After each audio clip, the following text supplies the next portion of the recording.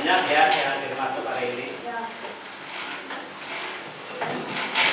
Oke, sebelum kita ke materi, kita nyanyikan lagu Indonesia Raya terlebih dahulu. Merupakan patriotisme kita. Untuk menyanyikannya, silakan kalian berdiri. Berdiri semuanya.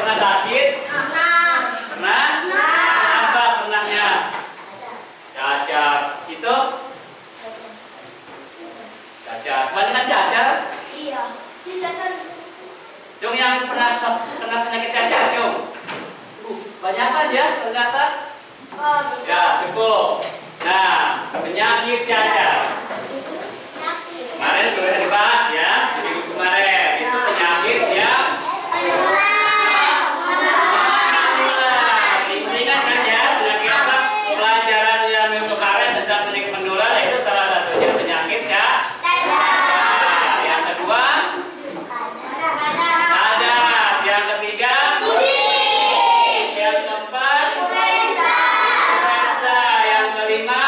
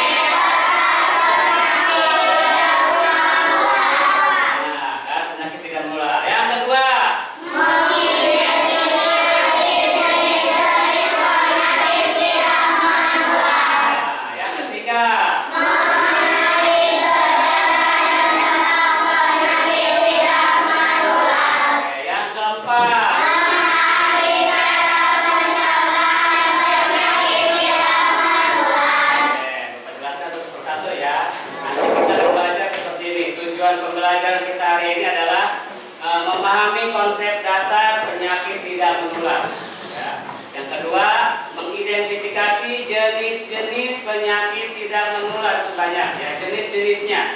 Ya. Yang ketiga, mengenali gejala. Gejala-gejala penyakit yang tidak menular. Yang keempat, memahami cara pencegahannya. Pencegahan penyakit tidak menular. Ya. Perhatikan ke depan semuanya. Ini pembahasannya ya. Macam-macam penyakit tidak menular. Ya. Penyakit tidak menular adalah sekelompok penyakit kronis yang tidak dapat ditularkan dari orang ke orang.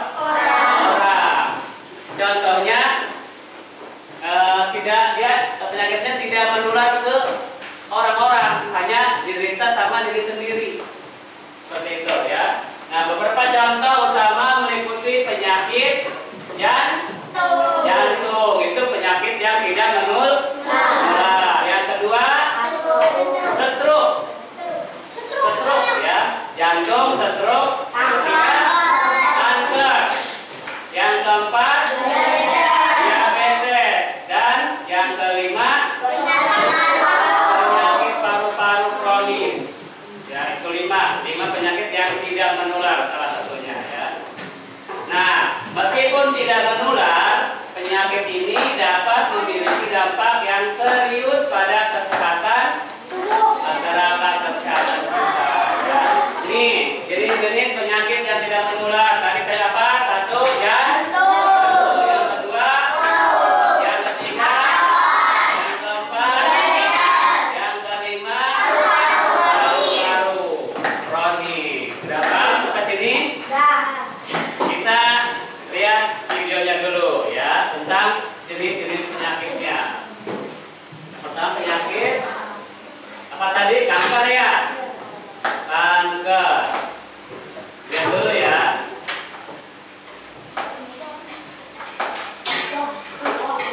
Kanker paru memiliki faktor risiko dan penyebab.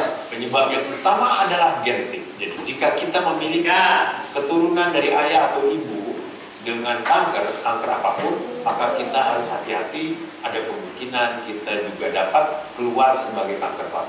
Saya dari pasangan usia subur di Indonesia menderita infertilitas.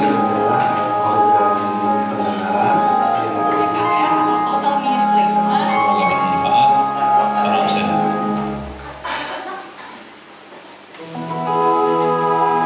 Kalau ada yang lebih catat.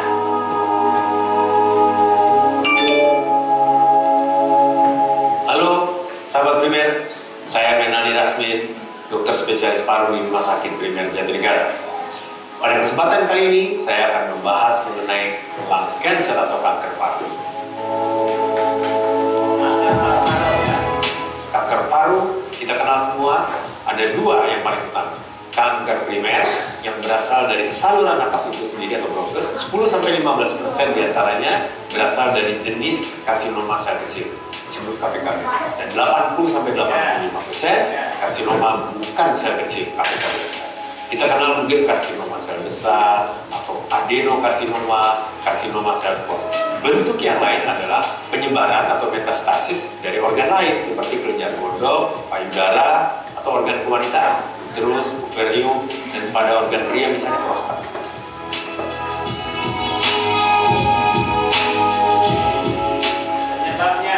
Kanker paru memiliki faktor risiko dan penyebab. Penyebab yang utama adalah genetik. Jika kita memiliki keturunan dari ayah atau ibu dengan kanker apapun, maka kita harus hati-hati. Ada kemungkinan kita juga dapat keluar sebagai kanker paru. 80-85% kanker paru ini diketahui disebabkan oleh rokok. 15-20% oleh pajanan radon, karsinogen, dan polusi. Faktor risiko, radon dapat kita peroleh di rumah yang tertutup, yang tidak banyak ventilasinya, sangat mungkin mengandung radon dan dapat menjadi pemicu buat kanker pada orang yang secara genetik ada kanker.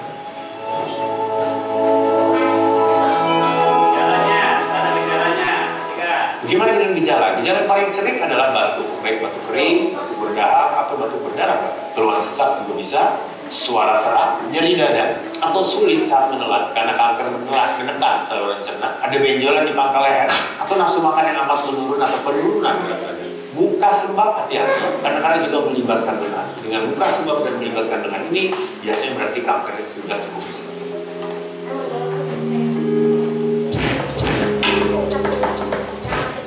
Kanker paru adalah kanker urutan pertama tertinggi pada laki-laki dan peringkat kelima dari kanker.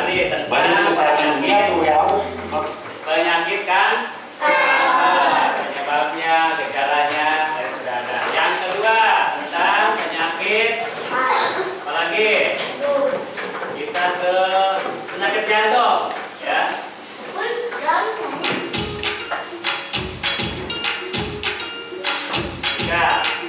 Hai, saya Grace Hananta. Bersama dengan asuransi AIA ingin mengajak Anda untuk pahami penyakit kritis pembunuh nomor 1 bagi pria di Indonesia, penyakit jantung dalam 2 menit.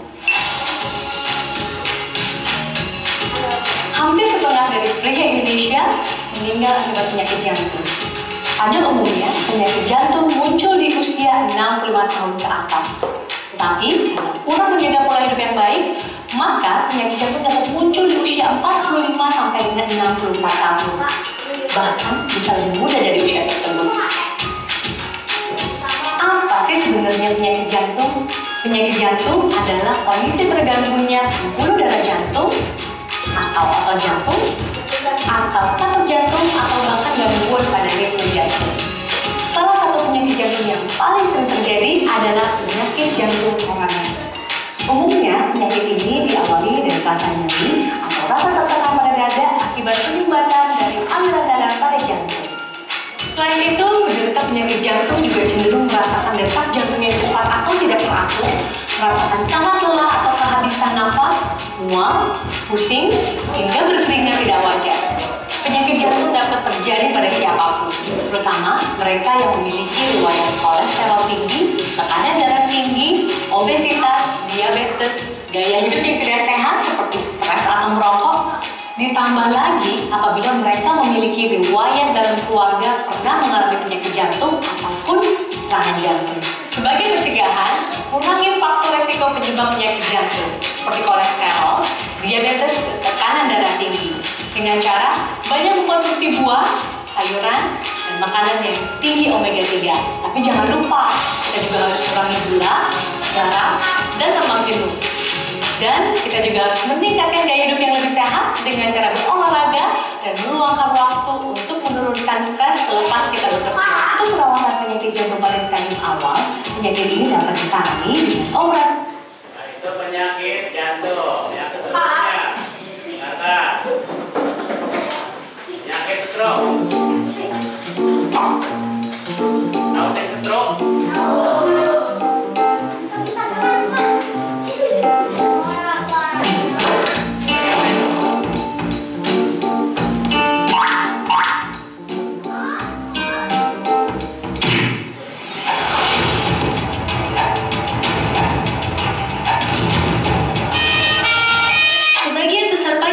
Datang terlambat ke rumah sakit, padahal penanganan yang tepat pada jam pertama bisa mengurangi angka kecacatan dan kematian akibat stroke. Apa sih sebenarnya yang harus dilakukan kalau mendapati gejala stroke? Ini kata dokter.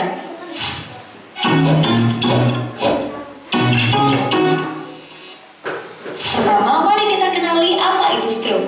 Jadi, sederhananya, stroke merupakan gangguan otak yang terjadi akibat penyumbatan atau pecahnya pembuluh darah di otak. Normalnya, otak dapat pasokan oksigen dan nutrisi dari darah. Apabila terjadi penyumbatan pembuluh darah di otak, maka otak akan kekurangan oksigen dan jaringan otak akan mati. Atau kalau tekanan darah terlalu tinggi akan menyebabkan pembuluh darah pecah. Kedua hal inilah yang menyebabkan stroke.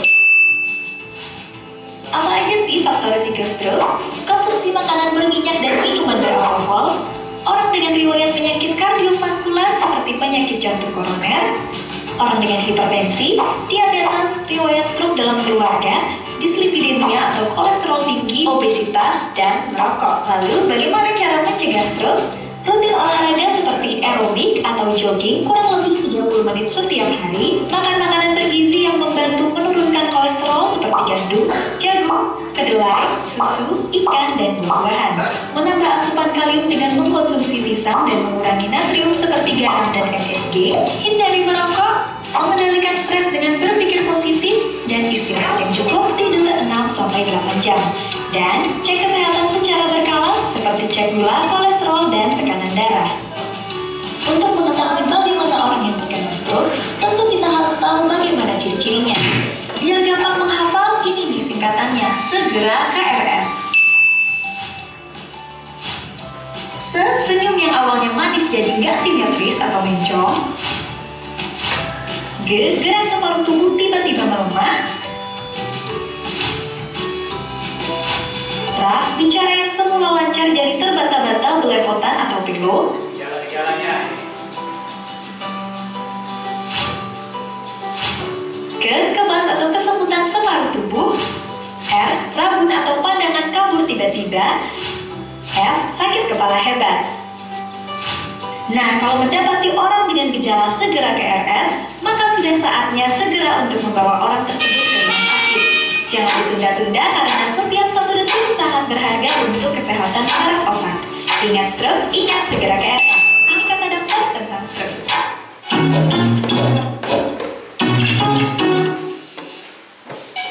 Terima kasih sudah menyaksikan video ini. Ya, itu tentang penyakit stroke. Yang terakhir. Tahukah Anda, hipertensi atau tekanan darah tinggi dapat membunuh Anda secara diam-diam. Hipertensi sulit diketahui karena tidak ada gejala atau keluhan yang khas. Bila tekanan darah Anda melebihi angka 140/90 mm/Hg, hati-hati, Anda terkena hipertensi. Perilaku yang beresiko hipertensi adalah obesitas, merokok, kurang olahraga, terlalu banyak garam, gula, lemak, mengonsumsi alkohol, stres. Hipertensi dapat berakibat fatal seperti stroke, serangan jantung, impotensi, gangguan penglihatan, gagal ginjal, gagal jantung, bahkan kematian. Sadari sebelum terlambat. Ingat, hipertensi dapat dikendalikan. Jika hipertensi, tekanan darah terkontrol, Anda selamat. Ya, itu ya tayangan dari video-video tentang penyakit. Nah, yang kedua, kembali ke materi ya. Baca enggak? Penyakit tidak menular. Ini ya. Nah, tadi jenis-jenis penyakit tidak menular. Kardiovaskuler seperti tadi, seperti penyakit jantung, koroner, stroke, kanker, dan hipertensi. Penyakit kardiovaskuler tentang pernapasan, ya kardio. Nah, yang kedua penyakit kanker, kanker paru, kanker payudara, dan kanker kolorektal, ya, kolorektal. Yang ketiga penyakit pernapasan kronis, seperti asma, kronis, dan penyakit penyakit paru obstruktif, ya, itu jenis-jenisnya. Nah, ini penyebabnya, ini penyebab keseluruhan penyakit ya. Penyebab yang pertama adalah gaya hidup tidak sehat. Tentu gaya hidup tidak sehat. Yang pertama merokok, yang kedua konsumsi alkohol, seperti tadi di video ya. Terus diet tidak seimbang, terus kurang aktivitas fisik, itu pola hidup kurang sehat atau pola hidup tidak sehat seperti itu. Nah, itu bisa menyebabkan penyakit yang tidak menular seperti jantung, hipertensi, kanker, dan yang lainnya. Nah, yang kedua penyebabnya nih faktor lingkungan, polusi udara. Banyak polusi udara dari pabrik-pabrik itu bisa menyebabkan penyakit tidak menular. Yang ketiga genetik, ya. Genetik itu keturunan. Contohnya, kalau bapak kalian atau ayah kalian kena penyakit jantung, nah anaknya bisa terkena penyakit jantung juga. Itu genetik, ya, keturunan. Ya, dari diwarisi oleh keturunan. Ya, namun ibunya pernah penyakit hipertensi, anaknya bisa terkena juga karena faktor keturunan itu. Ya, genetik namanya. Sebabnya ya. Yang terakhir, usia dan jenis kelamin. Ya, usia dan jenis kelamin itu bisa menyebabkan penyakit tidak menular. Ya. Ada usia-usianya. Nah, pencegahannya sekarang, pencegahan penyakit tidak menular. Ya. Yang pertama, pola makan yang sehat. Mana pola makan yang sehat? Ini, ya. Konsumsi makanan yang bergizi dan seimbang seperti buah-buahan, sayur-sayuran, dan protein. Ya. Itu cara pencegahannya. Yang kedua, aktivitas fisik yang rutin atau olahraga yang rutin. Setiap sehari 24 menit minimal. Sehari minimal 30 menit sehari. Ya. Olahraga gerak fisik. Ya, supaya tidak terkena penyakit. Yang ketiga, berhenti merokok. Ya. Yang keempat, pemeriksaan berkala. Ya. Kalau ada yang merasa sakit, segera periksa ke dokter. Ya, supaya tidak menjalar kemana-mana. Ya, penanganan penyakit menular. Deteksi ya. Itu penyakit yang tidak menular. Udah paham belum? Paham? Nah, sekarang Bapak ingin membagikan LKPD ya. Kalian isi sesuai dengan namanya masing-masingnya sudah ada. Ya.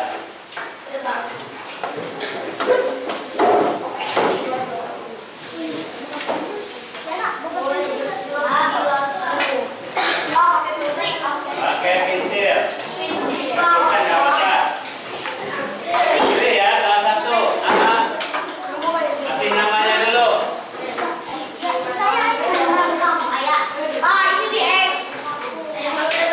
Ya, disilah.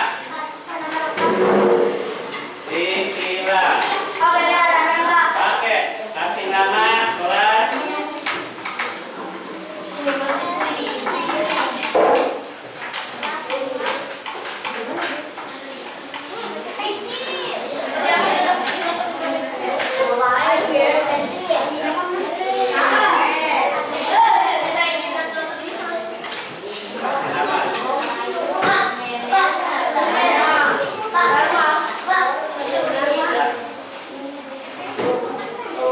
Ya, Bapak kasih waktu 5 menit ya.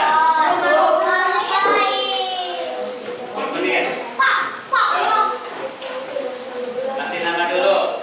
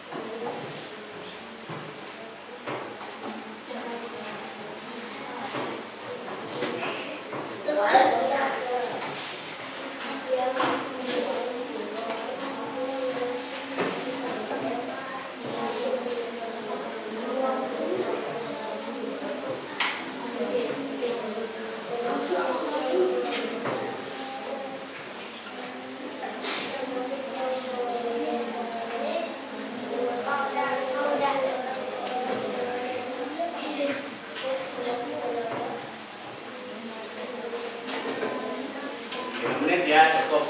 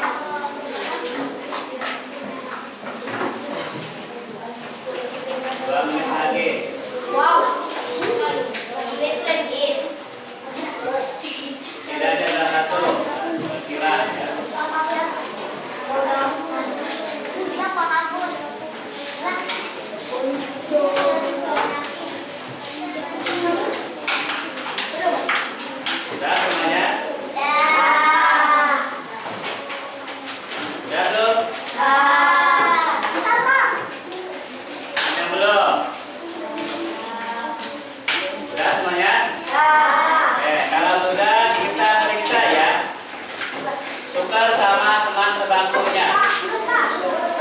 Coba ke depan. Ya, coba ke depan. Nah, coba gini. Tukar sama teman sebangkunya, ya. Tukar sama teman sebangkunya, ya.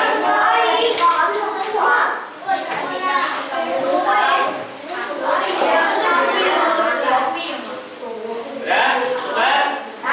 Yang jujur, ya. Kita periksa nomor 1. Ya.